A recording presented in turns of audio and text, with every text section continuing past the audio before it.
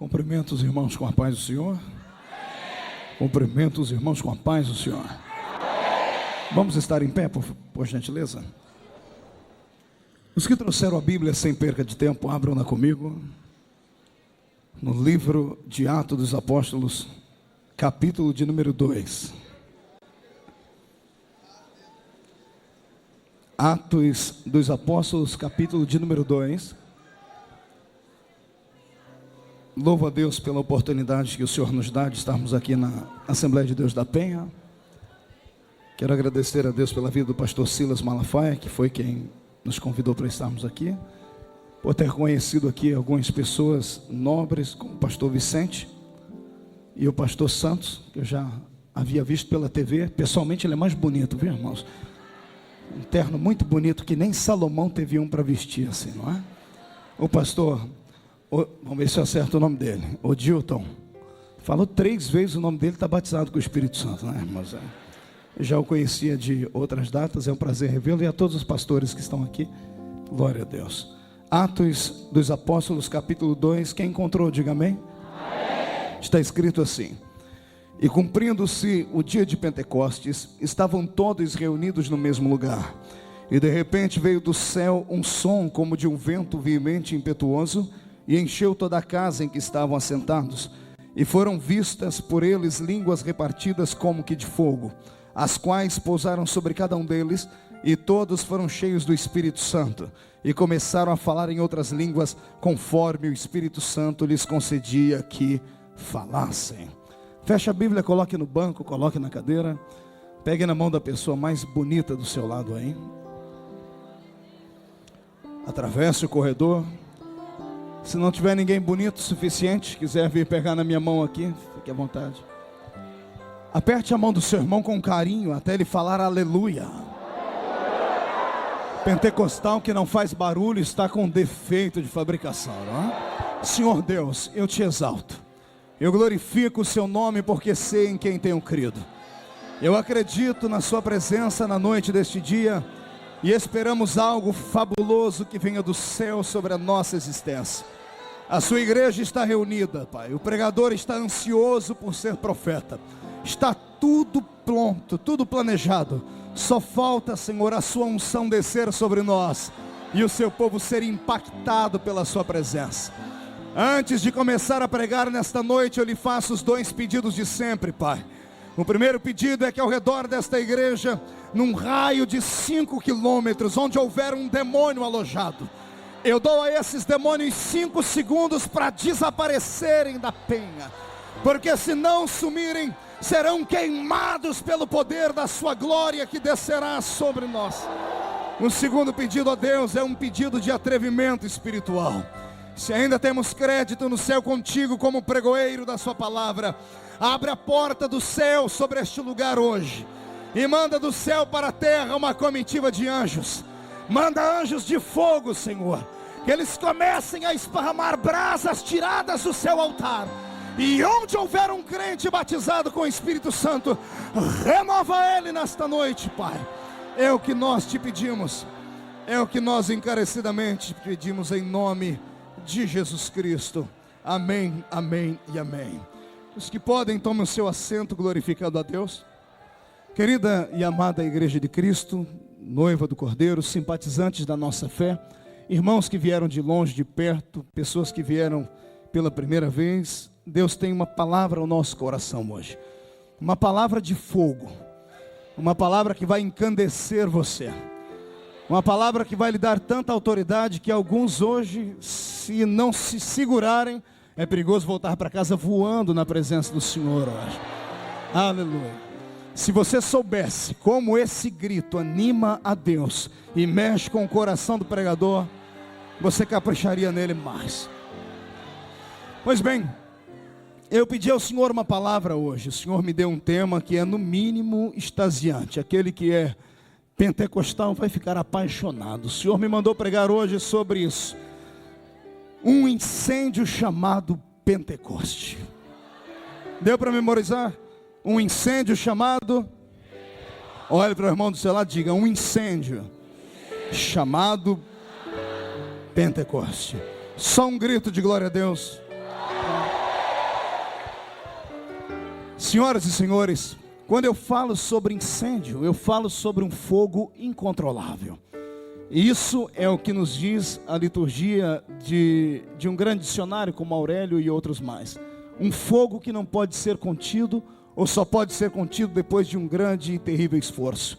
Mas todo grande incêndio começa com uma pequenina brasa, com um pouquinho de calor. Não nasce gigantesco, ele se agiganta. E depois que ele cresce, ele acaba se alastrando. E uma vez alastrado, como eu disse a princípio, raramente consegue-se apagar um incêndio como esse. Eu pertenço a um movimento e louvo a Deus por este movimento. Eu sou pentecostal, mas sou pentecostal até o tutano, sou pentecostal até nos ossos. Eu amo Pentecoste, não apenas como uma efusão de uma manifestação rotineira que vem e vai, mas como uma essência, uma centelha de Deus que recai sobre a nossa vida e sobre a nossa existência. Quando falamos de Assembleia de Deus, logo unimos o nome Assembleia de Deus ao movimento pentecostal, porque foram os nossos pais na fé que trouxeram essa semente híbrida, abençoada, e que encontrou um solo fértil nesta terra, e fez com que ela germinasse, crescesse, e hoje somos só dentro do Brasil quase 22 milhões de crentes sapecados pelo fogo de Jeová, cheios de poder e de unção divina. Mas para que esse incêndio ocorresse, para que o Senhor Deus pudesse acender tudo isso que Ele tem acendido, há uma história, há um contexto a ser traçado, há uma mensagem bíblica a ser pregada. E eu fiquei hoje pedindo a Deus uma palavra para esta primeira hora deste sermão, e o Senhor falou: filho, lembre o meu povo, você não vai pregar a eles, não vai ensiná-los, só vai relembrá-los, porque afinal de contas todo bom crente conhece as suas raízes espirituais, e os que são pentecostais, se não conhecem, hoje vão aprender um pouquinho mais sobre o que é esse poder que nos envolve. Por que é que o nosso corpo fica arrepiado? Por que é que lágrimas brotam dos nossos olhos? Por que é que alguns começam a gritar, outros a pular, outros a correr? Por que algumas pessoas não se controlam? Seriam eles meninos que precisam apanhar? Ou seriam eles um pouquinho mais espirituais do que os demais? O que é isso? O poder pentecostal é um motivo para as pessoas terem vergonha dele, essa manifestação toda? Ou isso seria um motivo de orgulho, de graça e de glória? Como é que falamos em línguas estranhas? Que língua é essa? Que a maioria de nós que aqui está não consegue dominar nem a língua portuguesa. Alguns não sabem muito mais do que isso, mas que quando entram na presença do Senhor, línguas que ele nunca aprendeu em uma escola, saltam de dentro dele, fluindo de uma maneira forte e verdadeira. Pois bem, para você entender isso, eu lhe convido agora a retornar no tempo comigo, em um tempo onde havia na terra apenas um homem, feito à imagem e à semelhança de Deus. Imagem na sua aparência, porque eu não creio que há no céu um Deus que tenha cabeça de cavalo ou corpo de peixe. Creio que é um Deus que é parecido com nós. Por isso a Bíblia chama Jesus de o Filho do Homem, com a sua imagem e a sua aparência. Pois bem, temos um Deus lá no céu que é muito lindo, parecido comigo, ou eu sou parecido com Ele, parecido com você. Você nunca mais, depois de ouvir essa palavra, pode se sentir pequenino ou se sentir destruído pelo tempo. Você é imagem de Deus e ponto final. Quem acredita nisso, dê um grito de glória a Deus bem forte. Eu vou pedindo desculpa porque eu sou igual carro-álcool, é difícil pegar, mas depois que pega a gente vai embora, ok? Pois bem, somos imagem dele assim, mas somos semelhantes a ele aonde? Como somos semelhantes a este Deus que fez os céus, a terra e que sustenta o universo pela força do seu poder e pelo poder da sua palavra traz à existência aquilo que não existe. Somos semelhantes a Ele não naquilo que vemos, mas naquilo que nós não vemos, mas sabemos que temos. A nossa parte imaterial. Temos um espírito que não nasceu da carne, que não veio por influência de mãe ou de pai, veio lá de cima do céu. Um sopro da boca de Deus. O que eu vou dizer agora pode chocar com tudo que você já tem ouvido, mas eu como crente descobri que eu não tenho apenas o DNA da minha mãe, não tenho apenas o DNA do meu pai, eu tenho o DNA do meu Deus, porque o Espírito dele habita dentro de mim. Você está entendendo?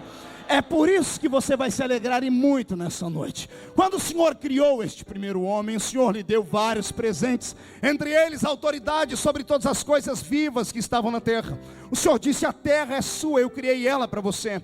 Nenhum espírito desencarnado pode estar na terra de maneira legal. Juridicamente, de forma celestiana falando, nenhum espírito que não possui corpo está legalmente nesta terra, porque a terra é o reino dos homens. O Senhor criou a terra para que os homens pudessem dominá-la. E após o Senhor colocar este homem no Éden, o Senhor disse a ele uma palavra forte: dominai a terra e sujeitai-a. A terra é sua, ninguém pode meter o bedelho nela. Por isso que eu sempre tomo posse daquilo que a Bíblia diz. Eu creio no que ela diz, porque ela diz para mim e para você: onde a planta do seu pé colocar força, o Senhor te dará por herança aquele lugar. Se você, é claro, acreditar nisso. Pois bem, dado o Senhor a ele este poder, dado o Senhor a ele poder para dialogar até com os animais, creia você ou não, porque foi ali que o Senhor começou a dar unção ao homem para que ele pudesse dar nome aos animais e coisas assim. Um certo dia, o Senhor o revestiu de uma autoridade diferente. Deus soprou para dentro dele o seu espírito, a sua glória, com um fôlego de vida. Este homem chamado Adão recebeu também a presença de Deus, que é o que nós temos hoje de forma deliberada aqui. Como é que você acha que Adão conseguia ver Deus e não morrer? Como é que você acha que ele entendia o idioma de Deus dentro do Éden? Como é que você pensa que ele vivia naquele lugar, perto de Deus, sem morrer, se ele tinha um corpo como o meu e como o seu? O que destrói o corpo do homem perto da presença de Deus é a sua parte metafísica, a sua essência de graça e de glória. O que fazia Adão não morrer? O que fazia Adão compreender o idioma de Deus, senão o espírito que havia dentro dele? O homem recebeu a centelha da eternidade para dentro da sua alma. O Espírito Santo habitava dentro dele. E era isso que fazia Deus se aproximar dele. Era isso que fazia ele compreender o idioma e a linguagem de Deus. O tempo foi passando, todos nós conhecemos a história, e acabou que o homem acabou pecando, tornando negro aquilo que era uma luz, tornando frio aquilo que era calor, trazendo morte para aquilo que era vida. E o Senhor já havia mostrado à terra o que é que o Espírito poderia fazer. Logo nos primeiros versículos da Bíblia Sagrada eu começo a entender quais eram as credenciais do Espírito Santo. Gênesis 1:1, Gênesis 1:2. No princípio criou Deus os céus e a terra era sem forma e vazia, e o Espírito de Deus movia-se sobre a face das águas. Aqui nesse versículo eu começo a descobrir as características e as credenciais do Espírito Santo. Ele, quando não tinha um coração para movimentar e para pousar, foi se mover em cima das águas. Depois que Deus fez a minha, você, Ele não vai mais sobre as águas, Ele vem sobre a minha vida e sobre a sua vida para agitar a nossa história. Compreende? O Espírito Santo saltou das águas para dentro do corpo do ser humano, e com este Espírito o homem tinha tendência de falar, de observar, de trabalhar unido a Deus. Mas todos nós conhecemos a história da falibilidade do homem e o seu pecado. Tendo o homem pecado, ele perdeu a herança da eternidade naquele momento, perdeu a amizade com Deus, perdeu a empatia por tudo aquilo que era sobre-humano e sobrenatural, e a consequência de tudo isto foi funesta, porque o Espírito do Senhor que estava dentro dele, lhe foi retirado. Os seus ancestrais, os seus descendentes, melhor dizendo, que nos digam a história. Um dia Deus chama um dos seus descendentes e diz assim: olha, eu não suporto mais a raça humana. Eu vou arrancar definitivamente o meu espírito daqui. O meu espírito não mais contenderá com o homem. Foi o que o Senhor disse a Noé. E o Senhor levou o seu espírito da terra para o céu, e lá ele permaneceu.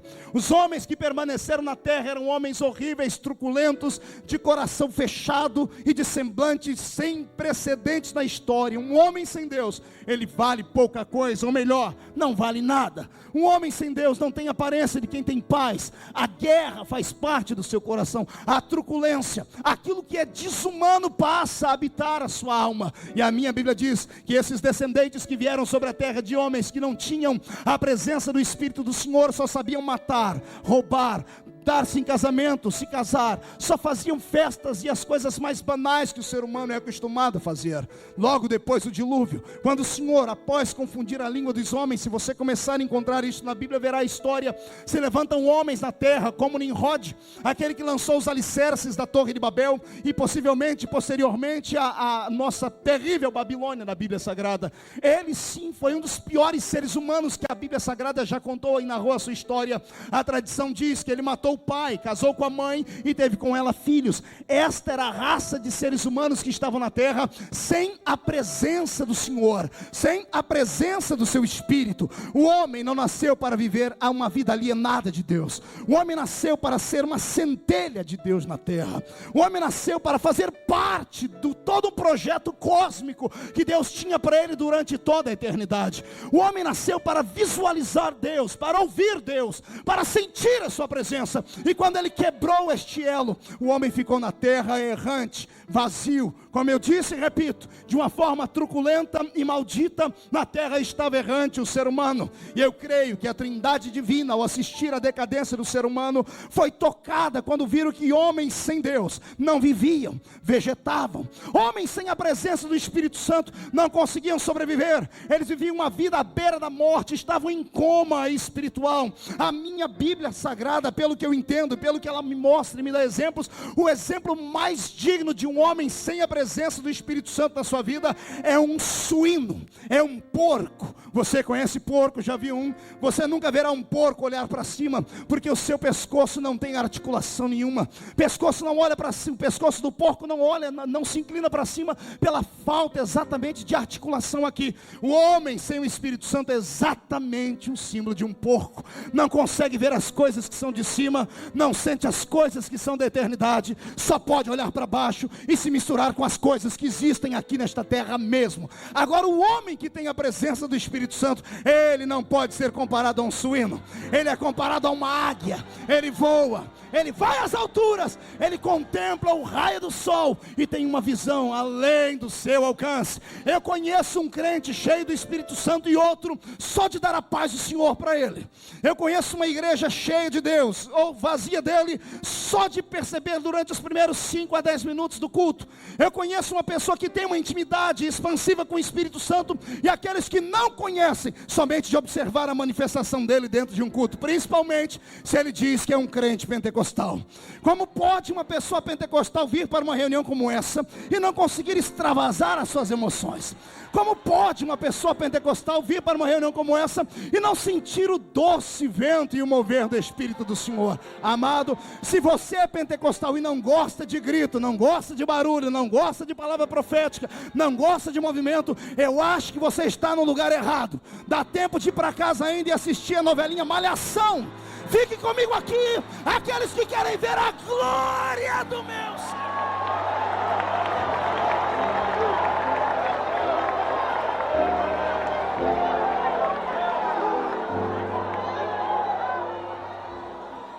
O homem sem o Espírito Santo era vazio e desprovido de tudo.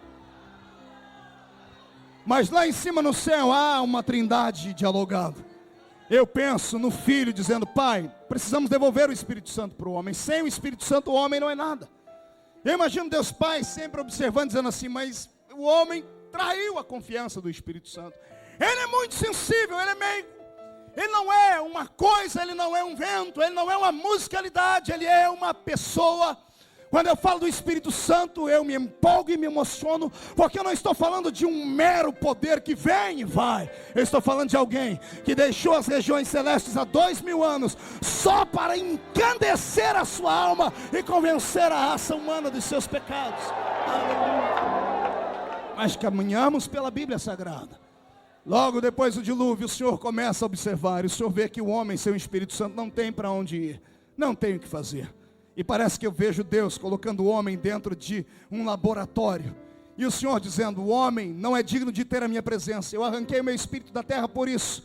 Eu arranquei a centelha que iria se transformar num incêndio no futuro por causa disso. Mas vamos ver se algum entre eles é um pouquinho mais aviltado por dentro, de uma maneira diferente dos demais. E o Senhor escolhe no meio do povo homens diferentes. E Ele encontra, graças a Deus por isso. O Senhor encontrou no meio de todos os homens que Ele tinha, pelo menos 3 raças, 3 categorias diferenciadas: reis, sacerdotes e profetas. E sobre eles o Senhor derramava o seu Espírito. E o Senhor via que quando eles estavam cheios do Espírito Santo, coisas extraordinárias aconteciam.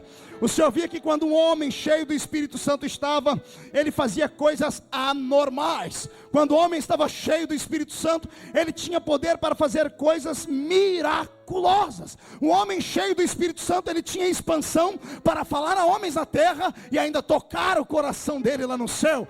Deus via que o homem cheio do Espírito Santo estava com o pé colado na terra, mas a mente dele, a sua visão, estava posta no trono da eternidade e da graça. E o Senhor começou a perceber que um homem cheio do Espírito Santo, qualquer coisa na mão dele virava arma. Uma queixada de jumento fresco virava uma metralhadora R-15. Um homem com um pedaço de madeira na mão transformava numa chave de abrir porta de mar fechado para o povo passar. O homem cheio do Espírito Santo tinha autoridade para chegar num canto do rio e falar onde é que o machado de ferro está afundado. É ali, ele estava, ele vai agora ser mudado, vai virar isopor, vai virar plástico, mas vai ter que flutuar.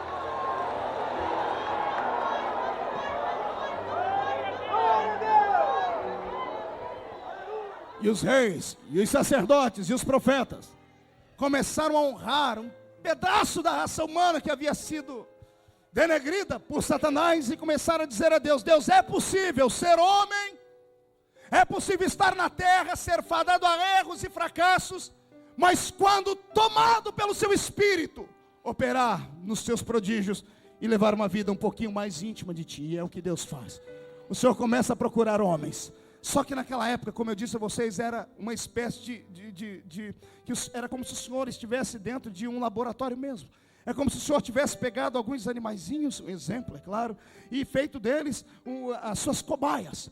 Parece que eu vejo Deus pegando um conta-gotas, pegando o Espírito Santo e pingando sobre eles somente, de pouquinho em pouquinho, para que eles não abusassem da sua presença. Isso é notório na Bíblia. Teve um profeta na Bíblia que mesmo sendo ungido, mesmo sendo cheio da presença de Deus, um dia ele teve que implorar para Deus usá-lo em profecia. E como o Senhor não queria usá-lo, ele foi mais esperto do que muita gente. Ele chamou um músico e disse: músico, toque um instrumento aí, porque a música atrai a atenção divina. A música traz Deus para a terra. E quando o tocador de adufo começou a tocar, o profeta olhou para o céu e lá está Deus, debruçado na janela da eternidade, ouvindo a música. O profeta entra na frente do mundo e diz: ei, Senhor, está me vendo agora? O que você quer, profeta? Eu quero profetizar. Então vai, profetiza. E o Senhor dava para ele a unção de novo. O profeta Ezequiel passou quase 2 horas com a boca aberta na beira do rio Quebar, esperando uma inspiração para profetizar, e não podia, porque o Espírito Santo não podia ser dado ao homem de maneira deliberada, e o homem não podia tê-lo quando ele queria, como ele queria, e da maneira como ele queria. Diferente dessa geração para quem estou pregando hoje aqui. Aquela geração não tinha 1/10 da unção e da graça que esta geração de hoje tem. Qualquer um que está aqui dentro, pode ser rico ou pobre, negro ou branco, pode morar num arranha-céu ou lá no alto de um morro, pode andar de sapato feito com couro de jacaré, ou pode andar de chinela havaiana. Dobrou o joelho na terra, deu uma rajada de glória, a unção profética desce sobre ele.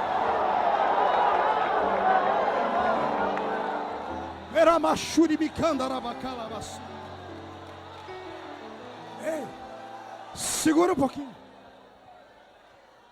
Pastor Marco, eu ainda não entendi como é que era. Então, não era para quem queria, era só para quem Deus escolhia exatamente.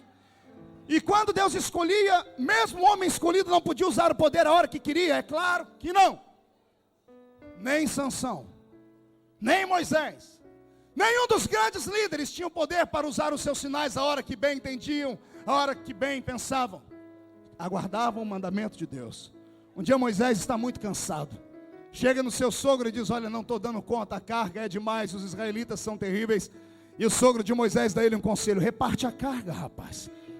Mas será que eu encontro? É claro, olhe no meio da multidão, você vai encontrar homens que desejam, pessoas que são diferentes, pessoas que anseiam ser como você é, pessoas que estão na terra, mas querem tocar um pouquinho do céu. Escolha homens diferentes, homens que desejem aquilo que é sobre-humano. E Moisés encontrou um grupo de 70, fez uma listagem e subiu à presença de Deus. Diz: Deus, o meu sogro me deu um conselho, eu queria fazer um pedido ao Senhor. Eu não estou dando conta de carregar a carga.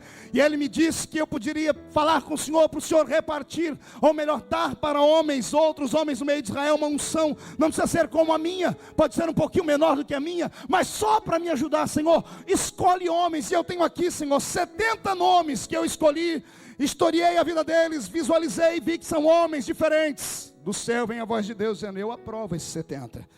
Senhor, o Senhor vai enchê-los do seu espírito? Vou. Como o Senhor vai fazer? Abra os seus braços, Moisés. Para quê, Senhor? Eu vou tirar daquilo que eu te dei e vou repartir com eles lá. Transferência de unção é possível? Seria uma doutrina só do Velho Testamento? É possível? Seria possível pedir porção dobrada do Espírito de alguém? Quando Moisés ergueu os 2 braços para cima, minha Bíblia diz que o Senhor arrancou daquilo que estava dentro dele e repartiu com 70 homens que estavam no meio da congregação e fora dela. Detalhe, tinham 70 nomes. Nem esses homens sabiam que eram escolhidos, mas o nome deles estava em uma lista. 2 deles estavam do lado de fora do arraial, Eldade e Medade. Eu não sei o que os 2 estavam fazendo do lado de fora do arraial. Se saíram para levar algum tipo de lixo para fora de Israel, se saíram para plantar, se saíram para colher, se estavam vindo de viagem. Eu sei que eles não estavam dentro do arraial, mas eram escolhidos. E quem é escolhido, não me interessa onde ele esteja, não me importa o que ele faça. Se você não vier até onde está o Espírito vai até onde você está.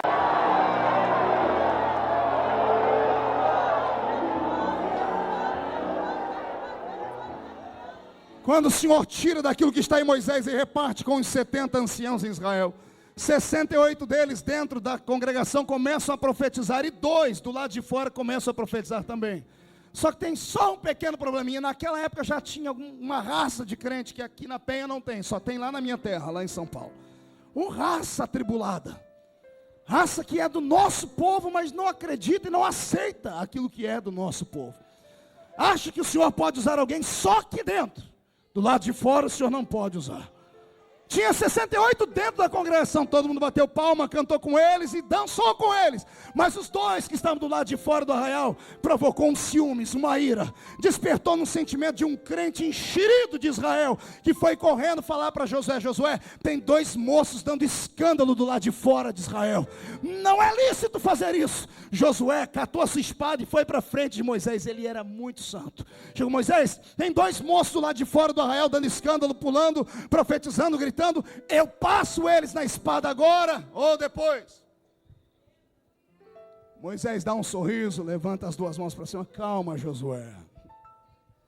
Quem dera não só os 68 aqui dentro, quem dera não só os 2 lá fora, quem dera toda a nação de Israel, quem dera 2.710.000 judeus fossem cheios desta graça.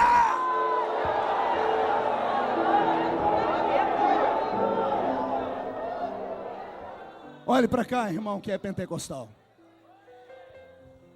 As raízes desta igreja onde você está congregando hoje foi plantada com suor, lágrima, sangue e fogo. As raízes do movimento pentecostal no Brasil, dentro da Assembleia de Deus, são muito fortes e verdadeiras. E se você não conhece as origens do seu povo, você não pode querer dialogar ou discutir comigo. Tem um livro escrito pela CPAD, chamado de Diário de um Pioneiro, Gunnar Wingre e Daniel Berg, um dos 2 é o livro.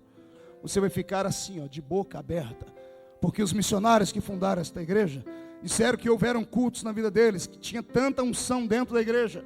Um deles dizendo: eu orei por um homem por 2 vezes, e por 2 vezes o homem foi arrancado do chão, foi a uma altura considerável e voltou para a terra.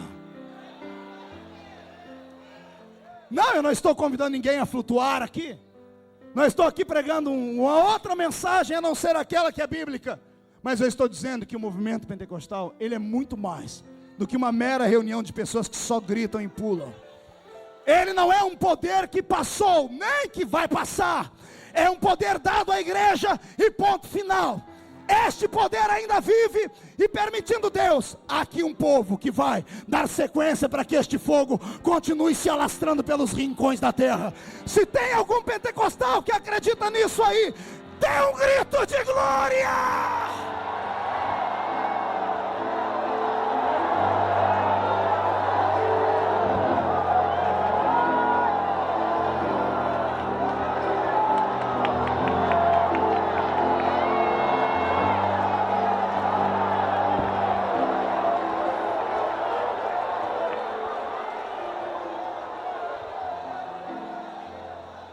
Esse movimento não é passageiro.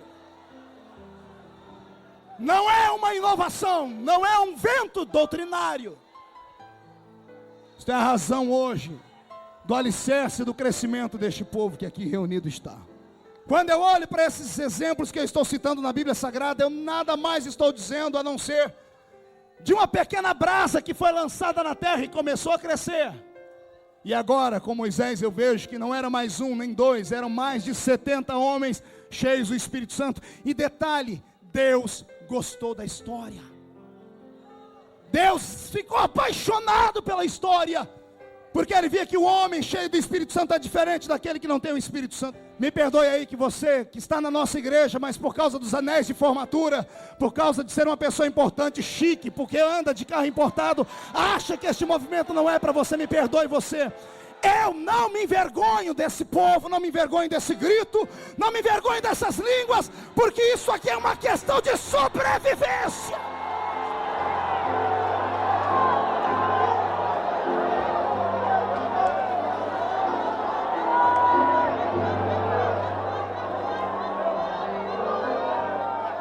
Saímos de Moisés. Deus foi ficando mais maleável. Começou a perceber que o homem cheio do Espírito Santo, ele fazia coisas extraordinárias. Até que um belo dia Deus eu não sei o que deu no coração dele. Aquele dia ele estava feliz. 835 anos antes de Jesus vir à terra, o Senhor dá um grito na terra e diz: quem é o profeta do momento? E levanta um garoto de 18 anos chamado Joel. Joel, vai para a rua, pega um megafone, porque você vai profetizar para o meu povo. Não há nem oferta para ser entregue a mim, mas eu digo que se o meu povo, que não nasceu para ser envergonhado, mudarem a feição do seu rosto e o seu coração, chegará um tempo, e não vai demorar. Nos últimos dias eu derramarei do meu espírito sobre toda a carne. Vossos filhos e vossas filhas profetizarão. Vossos jovens terão visões, e os vossos velhos sonharão sonhos. Quem está debaixo desta palavra profética, adore Ele.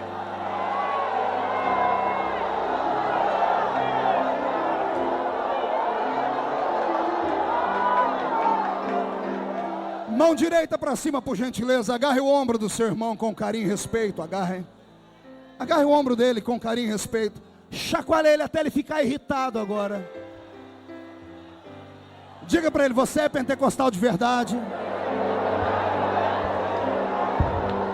Então não se envergonhe dele. Não se...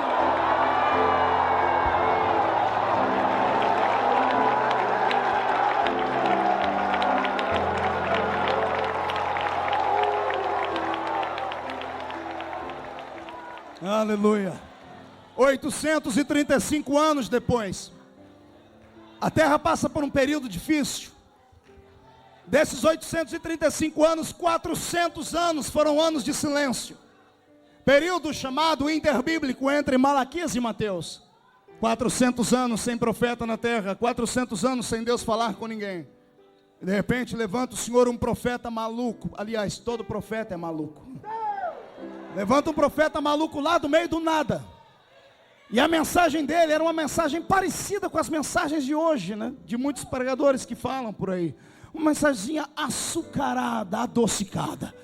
Ele dizia assim para todo mundo, assim, ó: raça de bebezinhos lindos, fofinhos. Não era isso que ele dizia. Ele dizia: raça de seres humanos abençoados, incandescentes, lindos. Era isso que ele dizia. Ele desceu do meio do deserto, ralhando com todo mundo. O cabra era macho. Ele olhou para todo mundo, sem ter medo de ninguém, e dizia com muita autoridade: vocês não passam de cobras.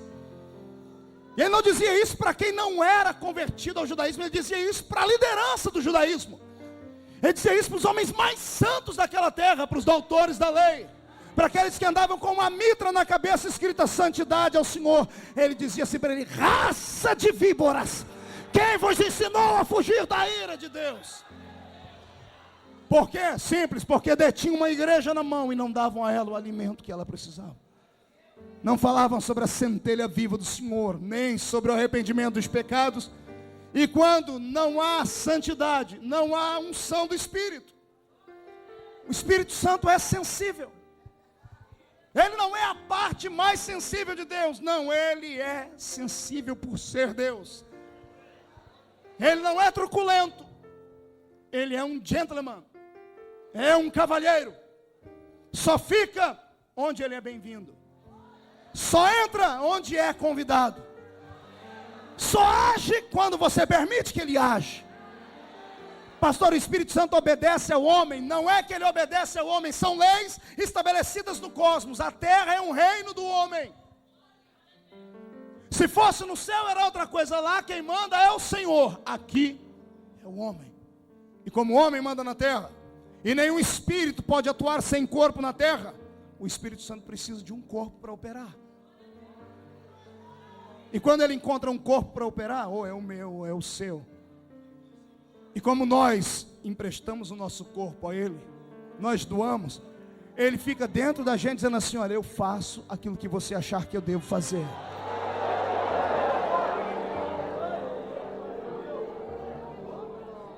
É por isso que uns entre nós são expansivos e outros são fleumáticos.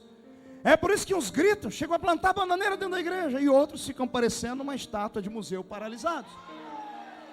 Todos têm o Espírito Santo. Qual a diferença, pastor? A diferença é que um grupo falou assim: Espírito Santo, eu já tirei o pé do freio e a direção do meu carro está na sua mão, me guia. Faz o que o Senhor quer.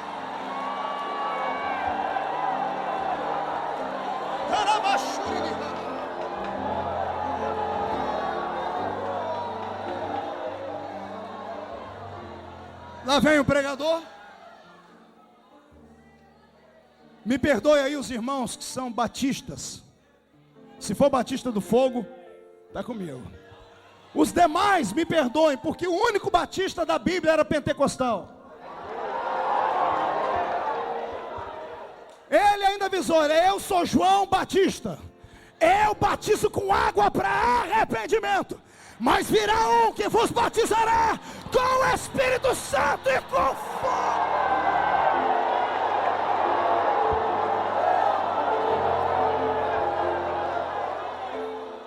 A primeira palavra profética do Novo Testamento está relacionada ao Espírito do Senhor. A brasa estava se apagando, irmão Vicente, mas não se apagou. O Senhor acendeu esta chama e ela nunca será apagada. Tá para nascer um bombeiro de Satanás para apagar a chama do Espírito. Eu não conheço um homem que entre na frente dele e viva no outro dia para dizer que bloqueou a unção dele. Ele vai operar e ponto final. Tem alguém que acredita nisso aqui?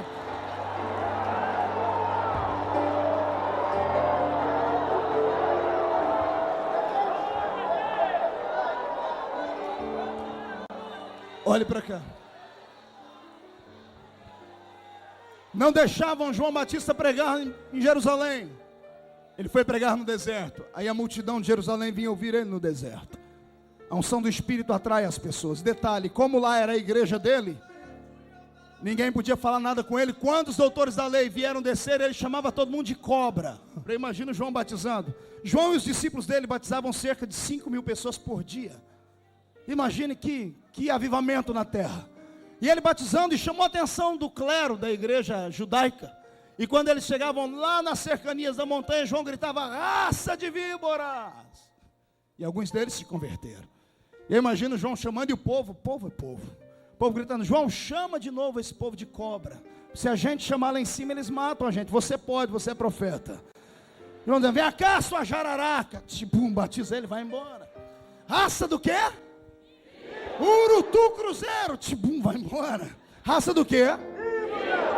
Sua caninana. Tibum, vai embora. E o povo: dale, João, que cobra é essa? Irmão, eu não sei mais nome de cobra, é muita cobra.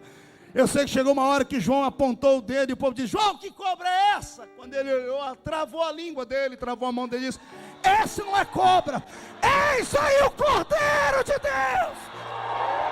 Tira o pecado.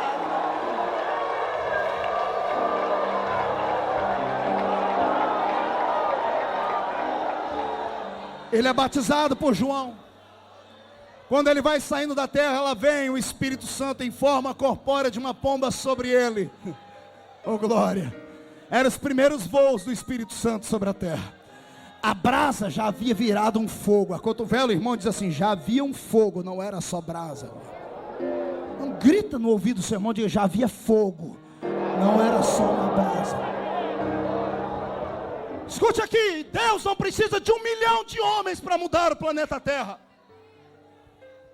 Deus não precisa do exército inteiro de George Bush para poder pregar o evangelho em tempo recorde, não. Deus precisa de poucos, mas verdadeiros.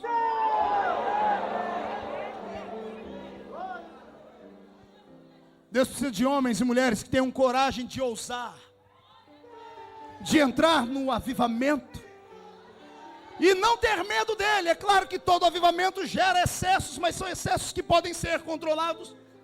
Eu conheço pessoas que preferem apagar essa chama, apagar este fogo, soprar sobre ele, jogar balde d'água, dizer: nós não queremos isso porque vai escandalizar. Amado, o que escandaliza é pecado escondido dentro da igreja e mau testemunho de gente lá fora. O poder do Espírito não escandaliza, ele atrai a multidão para ouvir. O Espírito estava sobre ele e ele fez tudo o que lhe era devido.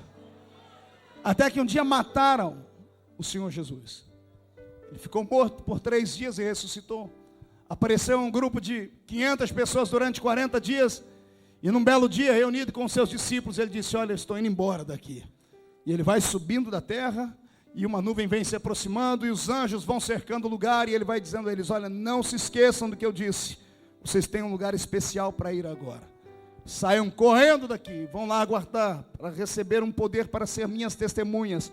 Eu imagino na mente deles se passando tudo que o Senhor havia prometido: olha, ficai em Jerusalém, até que do alto sejais revestidos de poder e de autoridade. Tudo isso vindo à memória deles, somada à palavra que ele havia dito naquele momento: vocês têm que ir para Jerusalém, para serem revestidos de uma autoridade, para serem as minhas fiéis testemunhas. E enquanto ele está subindo, uma nuvem o oculta. E eles ficam olhando para cima embasbacados. Os anjos estão aqui embaixo, puxam o paletó deles, a roupa, a túnica, e dizem: ei, gente, vocês estão olhando para cima, do jeito que ele foi, ele vai voltar aqui, obedeçam a ele. Eu imagino Pedro liderando a turma, dizendo: o que foi que ele disse? Ele disse para a gente esperar um poder que vem do alto, então vamos para Jerusalém. Tinha fogo. O fogo se reúne dentro de um pequeno cenáculo. Só que o que é interessante é que entre o dia da ascensão de Jesus e a descida do Espírito Santo foram 10 dias. Diga para o seu mano: 10 dias. Diga, o que aconteceu durante esses 10 dias? Pastor Santos, foram 10 dias. Eu com essa cuca aqui que Jesus me deu lá da Vila Tatu, eu já perguntei: o que Jesus ficou fazendo 10 dias? Por que 10 dias sem descer o Espírito Santo? Sem haver manifestação nenhuma? Aí Jesus me falou. Você quer ouvir? Quer ouvir? Eu tenho 10 minutos para finalizar, escute. Olha o que aconteceu. Quando a nuvem ocultou Jesus aqui, ele não foi lá para cima, porque lá para cima já soltaram foguetes, só chegaram até a lua. Quando a nuvem ocultou Jesus, ele desapareceu da nossa dimensão e apareceu na dimensão dele, na dimensão dos céus, nas regiões celestiais, não da terra, nas regiões celestiais onde o Pai dele mora. Lá naquele lugar de glória para onde um dia, eu tenho certeza que nós vamos chegar lá.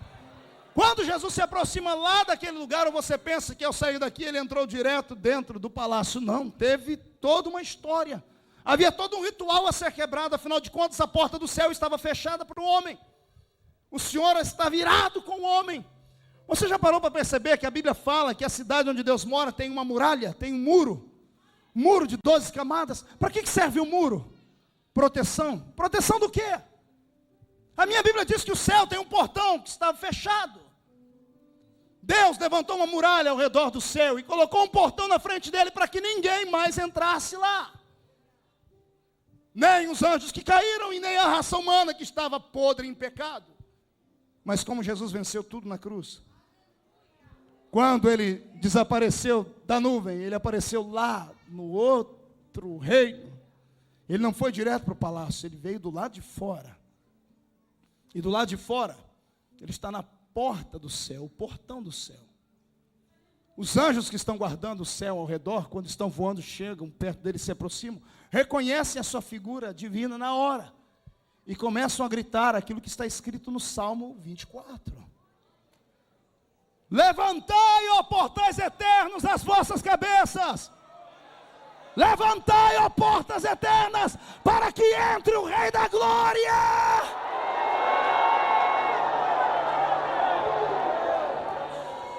Os anjos que estão lá dentro vêm voando, vêm correndo, vêm com espada na mão, se aproximam das grades e dizem: mas quem é este Rei da Glória? Os que estão aqui fora levantam voando e cantando um belo cântico: o Senhor dos Exércitos, poderoso na batalha, Ele é o Rei da Glória.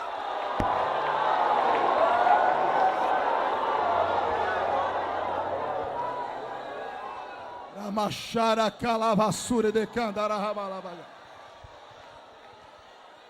As portas dos céus se abrem, se escancaram. Meu Senhor vai direto para o trono dele. Quando ele entra dentro do palácio, duas figuras estão de pé esperando para ele dar um abraço. Um pai que não o via pessoalmente há 33 anos e meio, e o Espírito Santo, que gentilmente o aguardava. Quando se encontra, imagina a festa que foi. Jesus dando um beijo na face do Pai, erguendo a mão direita ou esquerda, dizendo: com essas feridas, ele recita Zacarias: foram essas feridas que me feriram na casa dos meus amigos, mas por essas feridas eu comprei um povo para mim. Eu imagino o pai dizendo: filho, vamos sentar. Ainda não, não é hora de sentar no trono, pai. Por quê? Eu vim interceder, eu criei uma igreja, mas a diferença da minha igreja com a igreja dos outros é essa: os outros criam igreja e abandonam. Eu intercedo pela minha igreja. Eu só sento depois que alguém descer lá embaixo. Mas quem? O Senhor já foi. Primeira, segunda, terceira, quarta, quinta dispensação. Inocência, consciência, governo humano, patriarcal e lei, o Senhor foi. Eu abri a época da graça. Agora, Pai, eu retornei. E eu disse a eles que não os deixaria órfãos. Eu disse a eles que mandaríamos alguém para ficar lá. Eu disse que mandaria um outro consolador. A palavra outro no grego significa um igual a mim mesmo. Eu disse que mandaria de novo alguém para a terra para fazer aquilo que eu faria se estivesse lá. O pai olha para ele: você já foi, eu também, quem falta? Imagina os dois olhando: falta ele. E eu imagino Deus dizendo: mas filho, é o Espírito Santo. Ele é sensível. E Jesus dizendo: pai, eu ensinei os homens, eu disse que se pecassem contra mim, teriam perdão. Se pecassem contra ti, também teriam perdão. Contra ele não haveria perdão. Eu ensinei os homens que o Espírito Santo não é um espírito qualquer. Não é um espírito como esses espíritos diminutos que descem em terreiro de macumba sobre cavalos. O Espírito Santo não desce sobre cavalos. Ele só desce na sua igreja sobre as suas ovelhas. As ovelhas do seu pasto. Essas ovelhas que estão aqui. O Espírito Santo não é uma coisa. Não é uma essência de música. Ele é Deus na sua totalidade.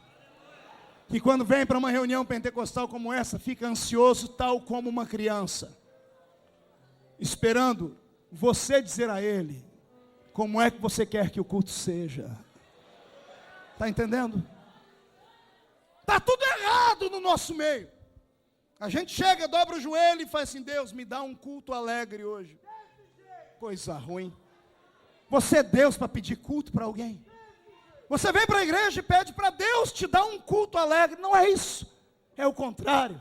É você quem tem que dobrar o joelho e falar: Senhor, hoje eu vou te dar um culto alegre. É o que me mata, o que me machuca, o que me maltrata é entrar dentro de uma igreja, olhar para algumas pessoas que parece que morreram. Algumas pessoas que mesmo pertencendo à mesma fé que eu, carregando a mesma Bíblia que a minha, foi batizado no mesmo batismo que eu fui, até em línguas fala como eu falo, não tem liberdade de tocar o céu numa reunião como essa. Prefere ficar me olhando, segura aí, com esse olho seco igual olho de coruja. Com essa boca de aço, essa língua de ferro, eu te convido a adorar.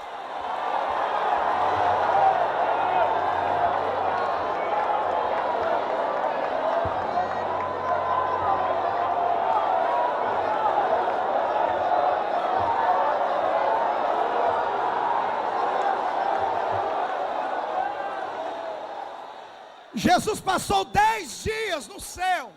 orando, intercedendo, dizendo: Pai, envia, eu garanto. Pai olhava para a terra e tinha quase 120 de joelho gritando: manda, Senhor, manda sobre nós o seu poder. O pai olhava no céu, alguém no céu dizia: Pai, manda, Pai, eles estão pedindo, eu estou pedindo. Terra e céu orando. Teve uma hora que Deus não aguentou. Deus disse: tá bom, chega, Espírito Santo, desce lá. Como ele é cordial e cavalheiro, eu imagino ele dizendo: o senhor quer que eu desça como? O senhor quer que eu vá entre os homens como? O senhor quer que eu vá no vento da caverna de Elias, na brisa suave? O Senhor olha para ele e diz: não, eu quero que você vá no furacão Katrina.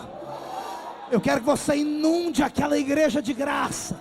Eu quero que 120 homens façam mais barulho do que 2 milhões de judeus no dia de festa na terra do Pentecoste.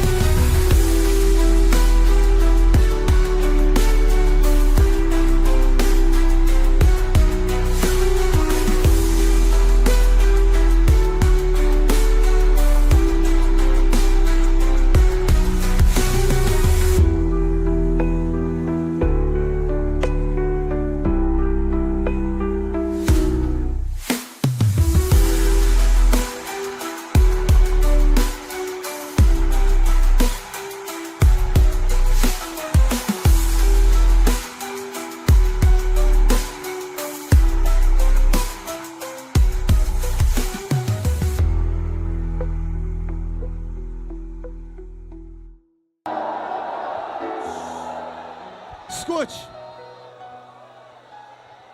de lá para cá o Espírito Santo já foi quase banido das igrejas.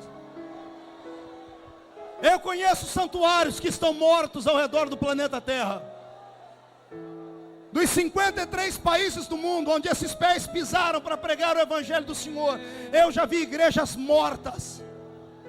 Eu conheço crentes que vivem uma vida ilusória, estão vegetando, estão debaixo da bênção e não têm coragem de se entregar. Eu te convido, irmão, vem experimentar. Vem experimentar. Pastor, eu tenho que ser louco igual esse povo que está pulando. Não precisa disso, basta adorar. Traz a presença de Deus sobre este lugar, mas traz agora.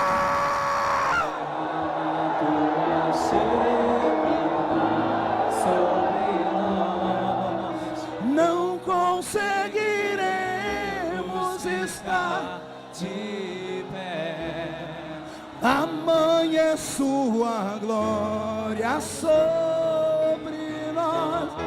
Senhor, onde houver um crente pentecostal aqui, meu Pai, enche ele agora.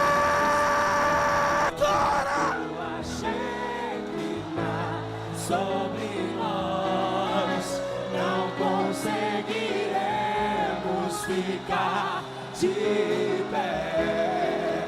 Tamanha é sua glória sobre nós. Segure aí.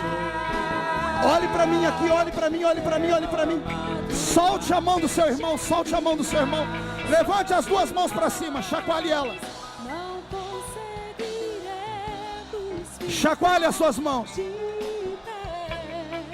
Vire para alguém do seu lado e diga para ele: eu não quero ser só um fogo. Diga: eu quero ser um incêndio. Incêndio assim, ele se alastra. Diga: do poder que está sobre mim, eu quero repartir com você agora. Senhor, toque uma brasa de fogo. Onde tocarem, toque o Senhor agora.